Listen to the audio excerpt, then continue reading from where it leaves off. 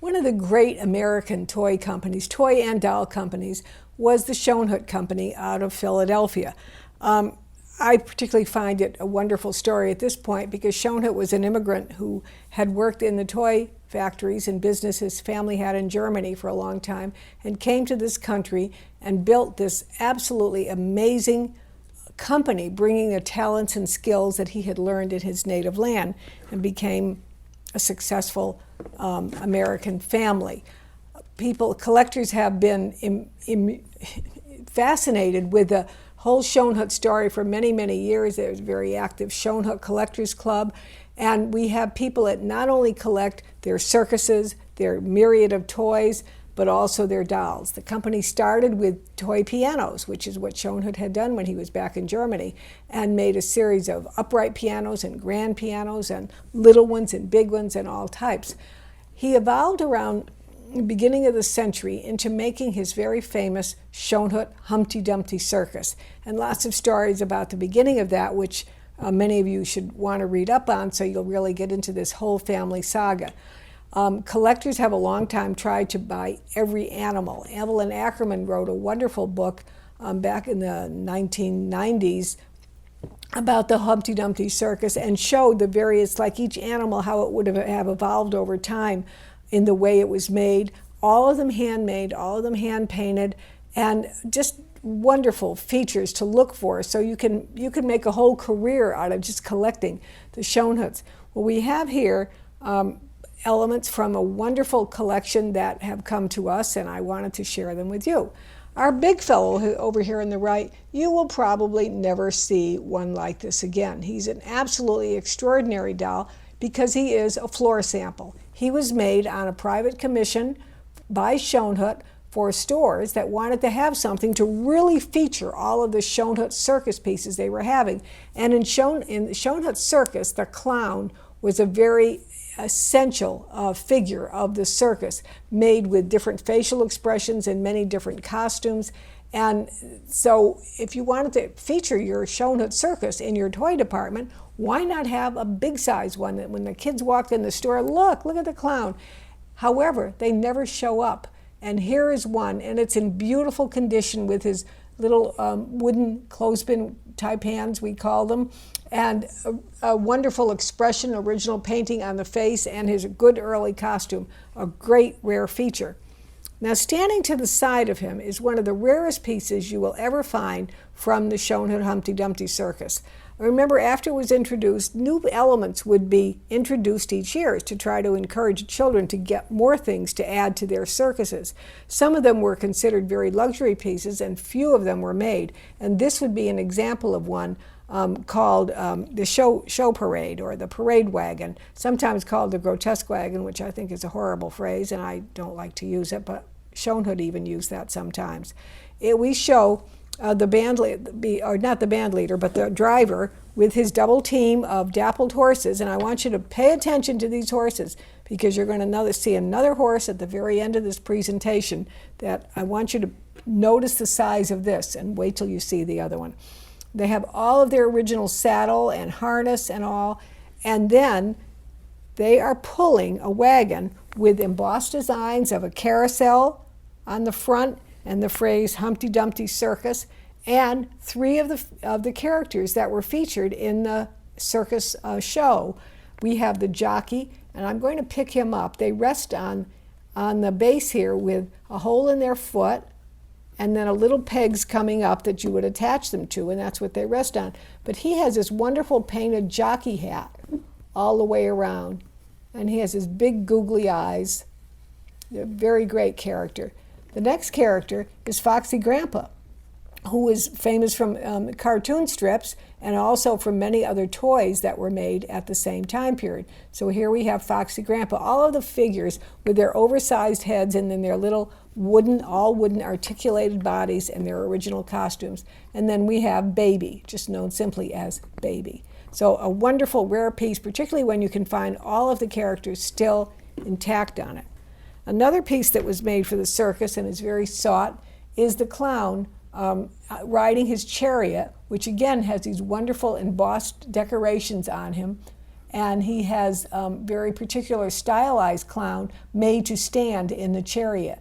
So not just any clown, but a very particular one. And notice again the construction of the donkey, because the pole that's coming down from the center was designed so that the child could have this standing or could pull it along either way with the little rollers on the middle. All right, but when he wasn't pulling it, it would stand securely by itself. And notice that construction, because again, we're going to see that in a very special piece at the very end of this series. We come to the back. We have two of the rare Shona models, painted hair model boys, that are in this auction, and very, very rare to find, and in wonderful, wonderful original condition. And I do just want to turn this fellow around in particular so you can see the modeling at the back of his hair. These were made into the made in the teens, and then really representing the styles of hairstyle that children would be wearing at the time, and the individual sculpting at the top of the head with the brush mark, deeply incised brush marks, which is very, very wonderful to find. And his earlier partner standing next to him.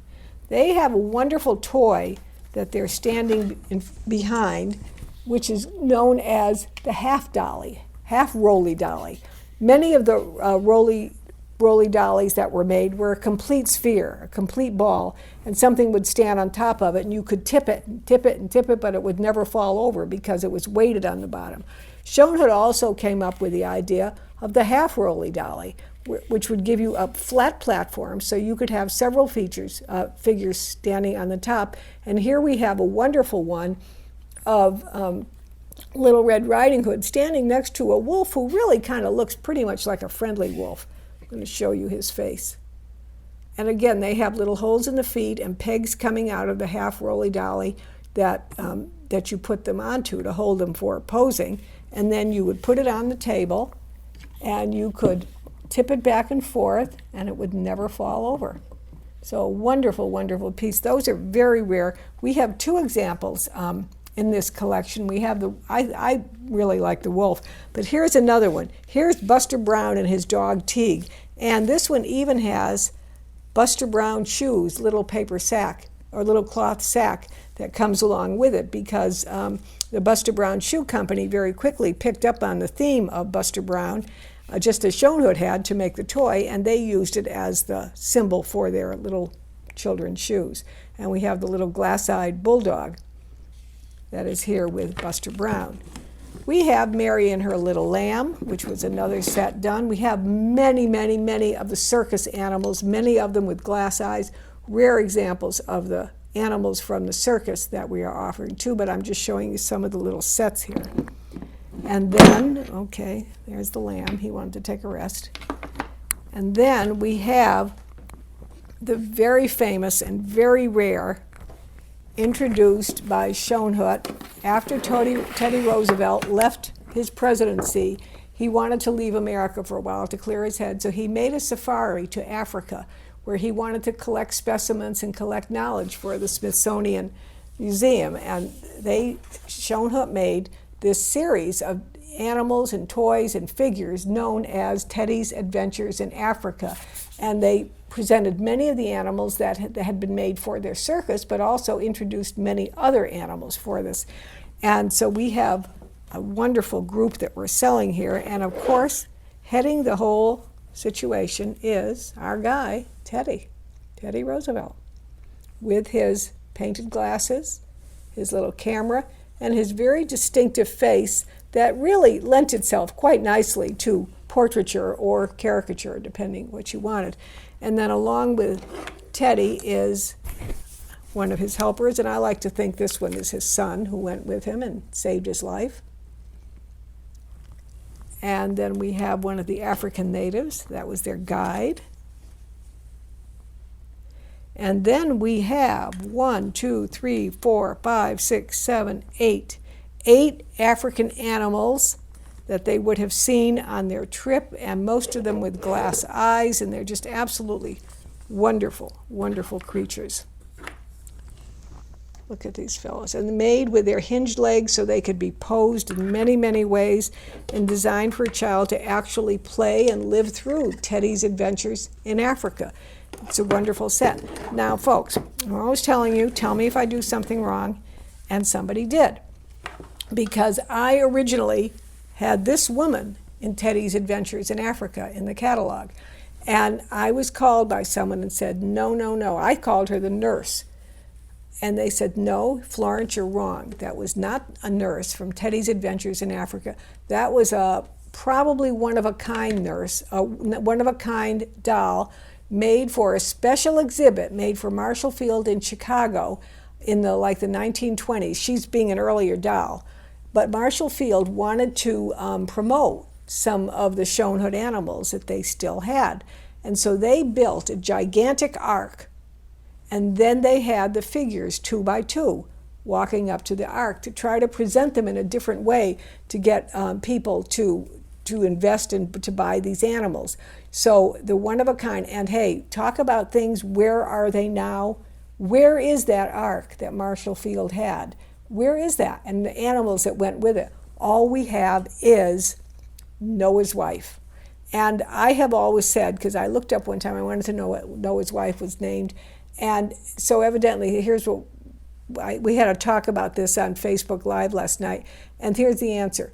Noah's wife in the Christian Bible does not have a name. She is simply wife. However, in various Jewish renditions, she does have a name, and her name is Nama. So 2 different versions, and here she is, Noah's wife. Very rare piece. We pulled her out of the set, and we will be selling her individually, so you have a chance for a really rare piece. And then finally, I want to show you one of the showpieces of our entire Shona group that we are having here today, and that is the wonderful piece known as Blitz, Blitz the Trick Pony, Shonhut's Jointed Hobby Horse, a surprising novelty. And we're going to show you in a minute some pictures from the catalog that tell about this. But in the meantime, I want to read to you about this 2-page spread that Shona took in one of their early catalogs promoting this, which they called a wonder in toy horses. You can see the size of it. It's large. It's very, very large. And it was designed for a child to ride on. Now, you're seeing it as a riding horse, but Shona advertised, or as a rocking horse, but Shona advertised you can take the rockers off and just have it as a horse that rests upon its platform with a metal rod, similar to like a carousel horse. And a child could play with it that way, as a rocking horse. Notice the dappled finish on it. Very, very similar to the dappled finish on the show wagon horse, as I showed you before. And I am, just because I'm not sure you can catch the perspective of the size, so I'm going to take these dappled horses down there, take them around, and put them next to it so you can see the size of this piece. That helps put it in a little perspective, I think. All right. Now, Shona did this. He called it his surprising novelty. It was patent pending in his catalog, and he called it Tony Blitz, the Trick Horse. He said it's quite different from a rocking horse, which could only rock. This novel horse, when mounted on the platform, can be pulled along with its rider in joyful bliss. So you could take it off the rockers, just have it on the platform, the wheel platform, and pull it along. Or you could even take it off the platform and made it to balance into thousands of lifelike poses. And then he took an entire page in his catalog to show the different poses that the animal could have, like standing on its 2 back feet, kneeling, learning tricks, shaking hands with a child, and we're going to show you that catalog so you can see exactly how that was. It was a luxury piece. It cost $10 at the time, which was a pretty significant amount of money for a toy. Very few were likely ever sold, and to find one today that has all of its parts, the rockers, the platform, everything, this is really phenomenal and a very, very important piece of Americana. Again, when opportunity like this comes along, you need to go for it because they just don't happen. It's a wonderful piece.